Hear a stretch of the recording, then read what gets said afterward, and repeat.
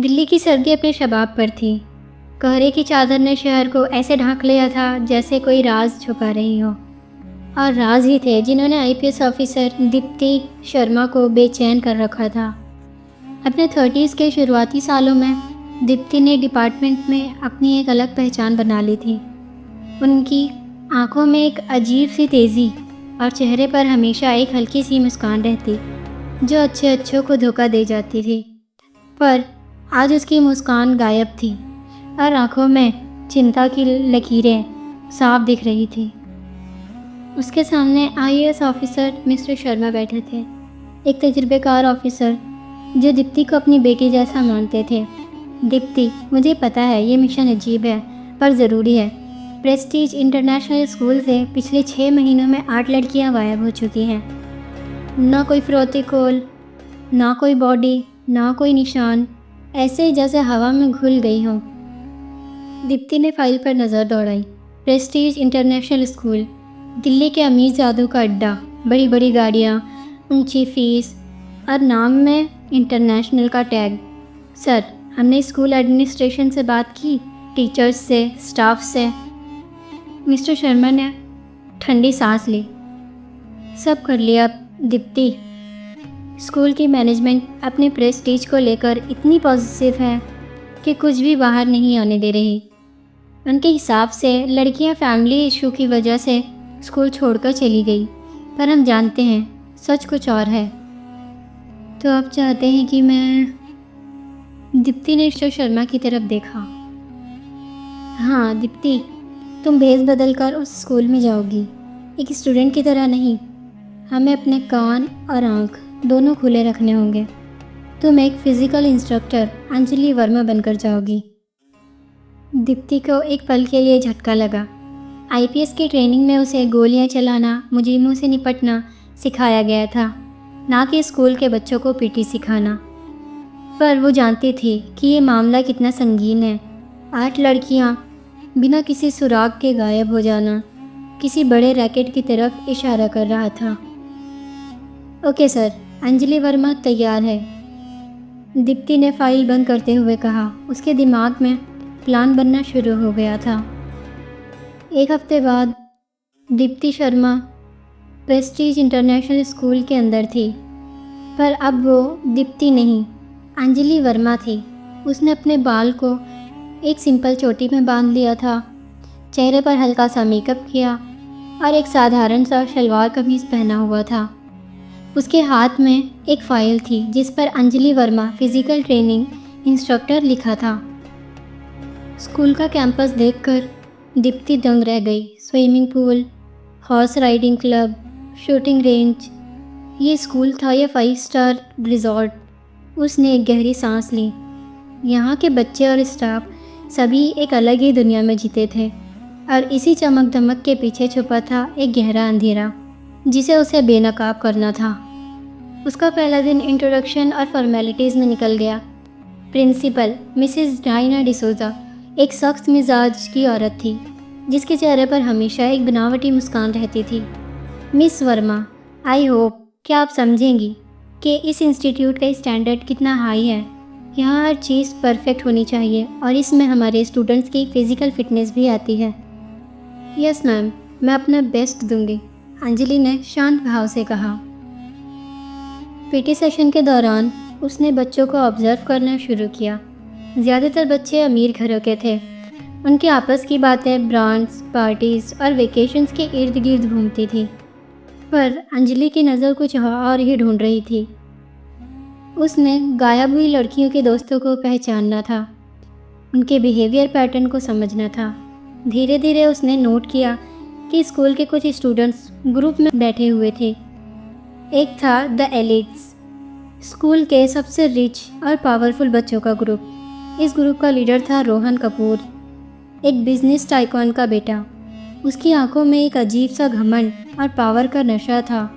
अंजलि को उसकी body language अजीब लगी। दूसरी तरफ कुछ बच्चे अकेले और सहमे हुए रहते थे। अंजलि ने उनसे बात करने की कोशिश की, पर वो कुछ भी बोलने से डरते थे। उनकी आंखों में एक अनजान सा खौफ रहता था। एक दिन पीटी सेशन के बाद अंजलि ने एक लड़की को अकेले परेशान हालत में बैठे देखा। वो वही लड़की थी मीरा, जो गायब हुई लड़कियों में से एक रिया की सबसे अच्छी दोस्त थी। अंजलि उसके पास गई और प्यार से पूछा, क्या हुआ मीरा, तुम ठीक तो हो?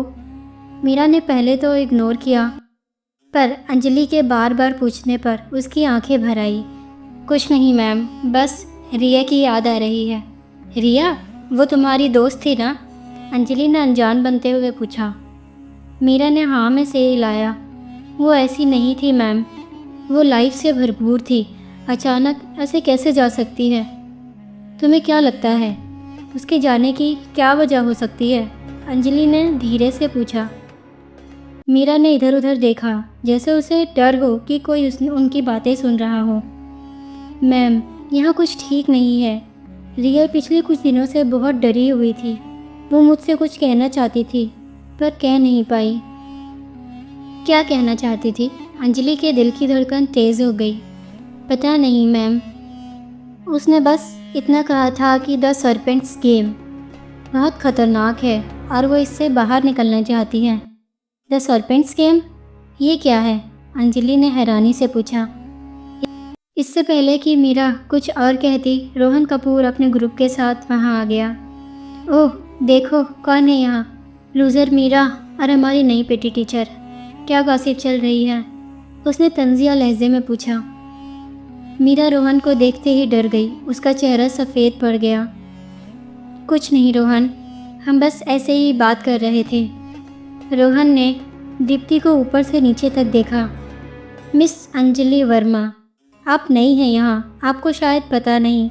यहाँ के स्टूडेंट्स अपने काम से काम रखते हैं और दूसरों के मामलों में टांग नहीं अड़ाते। ये एक सीधी सीधी धमकी थी। अंजलि ने अपनी आंखों में गुस्सा आने से रोका। उसने एक शांत मुस्कान के साथ कहा, एडवाइस के लिए शुक्रिया रोहन, पर एक टीचर का काम सिर्फ पढ़ाना नहीं, बच्चों को गाइड करना भी होता है। और अगर कोई स्टूडेंट परेशान है तो उसकी मदद करना मेरा फ़र्ज़ है। रोहन के चेहरे पर एक अजीब मुस्कुराहट आई। एज़ यू विश मैम, पर याद रखिएगा, कुछ चीज़ों से दूर रहना ही बेहतर होता है। ये कहकर वो अपने ग्रुप के साथ चला गया। मीरा इतनी डर गई थी कि वो बिना कुछ कहे वहाँ से भाग गई थी। दीप्ति वहीं खड़ी सोचती रही, द सर्पेंट्स गेम, ये क्या चीज़ थी और रोहन का इससे क्या लेना देना था? उसे समझ आ गया था कि वो सही रास्ते पर है। इस चमकती हुई दुनिया के पीछे का अंधेरा अब धीरे धीरे बेनकाब हो रहा था। उस रात दीप्ति ने अपने टेम्परेरी क्वार्टर्स में, जो स्कूल कैंपस में ही था, दीवार पर एक बोर्ड लगाया। उस बोर्ड पर उसने 8 गायब हुई लड़कियों की फ़ोटोज़ लगाई। बीच में उसने बड़े बड़े अक्षरों में लिखा था, द सर्पेंट्स गेम। उसके दिमाग में मीरा के डरे हुए चेहरे और रोहन की धमकी भरी आंखें घूम रही थी। उसे पता था कि ये मिशन उसकी ज़िंदगी का सबसे मुश्किल मिशन होने वाला था। यहाँ उसके दुश्मन कॉलेज के लड़के नहीं, बल्कि सोसाइटी के हाई प्रोफाइल लोग और उनके बिगड़े हुए बच्चे थे, जिनके लिए इंसानी ज़िंदगी की कोई कीमत नहीं थी। दीप्ति ने अपनी पिस्तौल को साफ़ किया और उसे अपने तकिए के नीचे रखा। वो अंजलि वर्मा एक पीटी टीचर के रूप में यहाँ थी, पर अंदर से वो एक आईपीएस ऑफिसर थी, जो हर खतरे का सामना करने के लिए तैयार थी। उसे नींद नहीं आ रही थी। उसकी आंखों में मीरा के शब्द गूंज रहे थे, द सर्पेंट्स गेम बहुत ख़तरनाक है। यह खेल क्या था और इसका अंजाम क्या होने वाला था? इन्हीं सवालों के साथ दीप्ति ने अगली सुबह का इंतज़ार करना शुरू कर दिया। एक ऐसी सुबह जो शायद और भी नया और भी ख़तरनाक राज लेकर आने वाली थी। दीप्ति ने अपने जांच का दायरा बढ़ा दिया। उसका अगला निशाना था स्कूल का पुराना बंद पड़ा हुआ केमिस्ट्री लैब। उसने कहीं से सुना था कि रोहन और उसका ग्रुप द एलिट्स अक्सर वहाँ जाते हैं। एक रात जब पूरा स्कूल सन्नाटे में डूबा था, दीप्ति अंजलि वर्मा के भेष में काले कपड़े पहने एक परछाई की तरह उस लैब की तरफ बढ़ी। दरवाजे पर एक बड़ा सा ताला लगा था, पर एक आईपीएस ऑफिसर के लिए यह कोई बड़ी बात नहीं थी। अपने टूल्स से उसने कुछ ही पलों में ताला खोल दिया। अंदर का मंजर देखकर दीप्ति के होश उड़ गए। लैब के एक कोने में कुछ कंप्यूटर्स रखे थे जिन पर अजीब से सिंबल्स और कोड्स दिख रहे थे। ये किसी एडवांस हैकिंग सेटअप जैसा लग रहा था। दीवार पर एक बड़ा सा प्रोजेक्टर सीन था जिस पर एक सैंप का निशान था, सर्पेंट्स लोगो, और उसके नीचे लिखा था welcome to the serpent's den. Deepti समझ गई कि ये कोई मामूली स्कूल गैंग नहीं है। ये लोग बेहद शातिर और टेक्नोलॉजी में माहिर हैं। उसने तुरंत अपने हिडन कैमरा से सबकी तस्वीरें ली और एक छोटी सी पेन ड्राइव में डाटा कॉपी करने लगी। तभी उसे बाहर से कदमों की आहट सुनाई दी। वो फ़ौरन एक बड़ी सी टेबल के नीचे छुप गई। दरवाज़ा खुला और रोहन अपने दोस्तों के साथ दाखिल हुआ। उनके चेहरों पर एक अजीब सी एक्साइटमेंट थी। आज का टास्क देखा? द सर्पेंट्स ने नया चैलेंज दिया है। रोहन ने अपने लैपटॉप को ऑन करते हुए कहा। क्या है इस बार? एक दोस्त ने पूछा। एक नई स्पेसिमेन को ट्रैप करना है। Complete details are on the portal. पर इस बार आसान नहीं होगा। वो स्मार्ट है, रोहन ने कहा और उसने प्रोजेक्टर पर एक लड़की की फ़ोटो दिखाई। फ़ोटो देखते ही दीप्ति का खून खौल गया। ये मीरा की फ़ोटो थी। द सर्पेंट गेम का अगला शिकार मीरा होने वाली थी। ये तो वही है, रिया की दोस्त बहुत बोलने लगी है आजकल, दूसरे दोस्त ने कहा। रोहन हंसा। इसलिए तो मज़ा आएगा। द सर्पेंट को ऐसे ही चैलेंजेस पसंद है। और प्राइज़ मनी देखा? पूरे 50 लाख। दीप्ति के लिए सब कुछ साफ हो रहा था। द सर्पेंट्स गेम एक ऑनलाइन गेम था जो शायद डार्क वेब पर चलता था। इसका मास्टर, जिसे ये लोग द सर्पेंट कहते थे, इन अमीर बच्चों को पैसे का लालच देकर खतरनाक टास्क देता था। और ये टास्क थे मासूम लड़कियों को किडनैप करना। गायब हुई 8 लड़कियां इसी खेल का शिकार बनी थी। पर उन लड़कियों का होता क्या था? दीप्ति को ये जानना था। रोहन की बातों से उसे एक और सुराग मिला। सब कुछ प्लान के हिसाब से होगा। कल एनुअल कल्चरल नाइट है। स्कूल में सब बिज़ी होंगे। परफेक्ट टाइम है। उसके बाद द सर्पेंट का काम। दीप्ति ने द ग्रीन हाउस का नाम नोट कर लिया। ये स्कूल के पीछे एक पुराना वीरान सा ग्लास हाउस था। उसे पता चल गया था कि कल रात उसे मीरा को बचाना है और इस पूरे रैकेट का पर्दाफाश करना है। उसने डाटा कॉपी करके उनके जाने का इंतज़ार किया। जैसे ही वो लोग गए, दीप्ति वहाँ से निकली और सीधा अपने क्वार्टर्स पहुँची। उसने तुरंत मिस्टर शर्मा को कॉल किया और सारी जानकारी दी। सर, कल रात हमें ऑपरेशन करना होगा। मुझे एक हाईली ट्रेंड टीम की ज़रूरत है और हमें स्कूल के अंदर ही रहना होगा बिना किसी को खबर हुए। मिस्टर शर्मा ने उसकी बात सुनकर कहा, दीप्ति, बी केयरफुल। ये लोग बहुत ख़तरनाक हो सकते हैं। टीम तैयार रहेगी, तुम बस सिग्नल देना। अगली शाम Prestige international school annual cultural night की रोशनी में नहा रहा था। स्टेज पर परफॉर्मेंस, पेरेंट्स और टीचर्स तालियां बजा रहे थे। पर इस शोर और चमक के पीछे एक खतरनाक साजिश रची जा रही थी। दीप्ति शर्मा अंजलि वर्मा के रूप में सब पर नज़र रखे हुए थी। उसने देखा कि रोहन के ग्रुप की एक लड़की टीना मीरा को बहला फुसलाकर स्टेज के पीछे ले जा रही थी। दीप्ति ने फ़ौरन अपने हिडन ईयरपीस पर टीम को अलर्ट किया। वो जा रहे हैं, टारगेट मीरा है, location the green house. Deepti भी चुपके से उनके पीछे निकल गई। ग्रीन हाउस के पास अंधेरा था और अजीब सी खामोशी थी। दीप्ति ने अपनी पिस्तौल निकाल ली। अंदर से हल्की रोशनी आ रही थी। उसने खिड़की से झांक कर देखा। मंजर भयानक था। अंदर मीरा एक कुर्सी से बंधी हुई थी और रोहन उसके सामने खड़ा था। पास में एक लैपटॉप रखा था जिस पर वीडियो कॉल चल रही थी। स्क्रीन पर एक शख्स था जिसका चेहरा एक डिजिटल सैम्प के मास्क से ढका हुआ था। The serpent. Well done Rohan, specimen secure है। मास्क के पीछे से एक अजीब सी बदली हुई आवाज़ आई। अब इसे अनजान जगह पर ले जाओ, डिटेल्स तुम्हारे पोर्टल पर भेज दिए हैं। फिक्र मत कीजिए सरपेंट, काम हो जाएगा, रोहन ने घमंड से कहा। दीप्ति समझ गई कि यही मौका है। उसने अपनी टीम को गो का सिग्नल दिया। एक पल में कमांडोज ने ग्रीन हाउस को चारों तरफ से घेर लिया। दीप्ति ने दरवाजे को लात मारी और पिस्तौल तानकर अंदर दाखिल हुई। कोई नहीं लेगा, पुलिस। रोहन और उसके साथी दीप्ति को पीटी टीचर के रूप में देखकर पहले तो हंसे, पर जब उन्होंने उसके हाथ में पिस्तौल और पीछे आते कमांडोज को देखा तो उनके होश उड़ गए। ये क्या हो रहा है? तुम कौन हो? रोहन ने हकलाते हुए पूछा। आईपीएस ऑफिसर दीप्ति शर्मा, दीप्ति ने अपनी आवाज़ में रौब डालते हुए कहा। और तुम्हारा सरपेंट सीएम अब ख़त्म हो चुका है।